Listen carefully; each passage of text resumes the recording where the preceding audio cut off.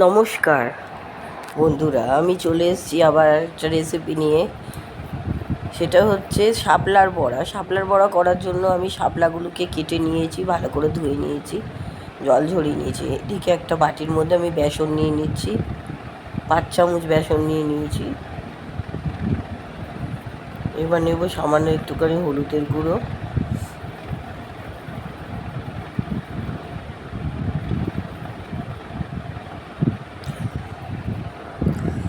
এবার এর মধ্যে আমি একটু লঙ্কার গুঁড়ো দিয়েছিলাম 1 চামচ,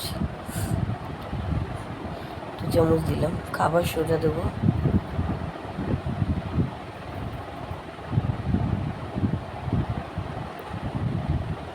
হাফ চিমটি কালো জিরে, দেবো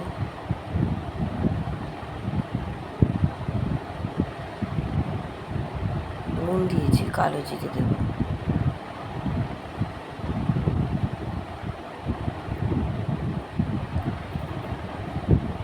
এটাকে এবার ভালো করে মিক্স করবো, জল দিয়ে মাখবো বাটারটাকে।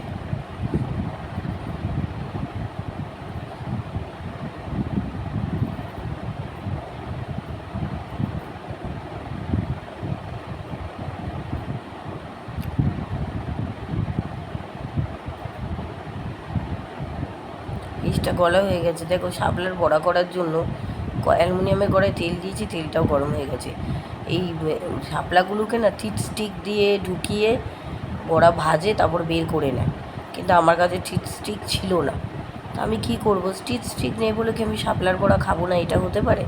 কখনোই নয়। আমি বুদ্ধি করে নিলাম যে আমি কিভাবে করতে হবে আমাকে, যাতে বড়াগুলো একটা একটা করে জয়েন হয়ে যায়। আমি সেইভাবে পেস্টটা করেছি, যাতে বেরিয়ে না আসে শাপলাগুলি। ব্যাস, এইভাবে আমি করে নিলাম। এই দেখো, বড়াগুলি ভেজে ভেজে তুলছি, শাপলার বড়া দারুণ হয় খেতে, জানো। আমি বেসন দিয়ে করেছি, চালের গুঁড়ো দিলে মচমচে হবে। এই দেখো, আপনার শাপলার বড়াটা রেডি। কেমন লাগলো জানাবেন। লাস্টে পুরটা বেশি ছিল। ভালো লাগলে চ্যানেলটাকে লাইক করে, কমেন্ট করে, সাবস্ক্রাইব করে দিও।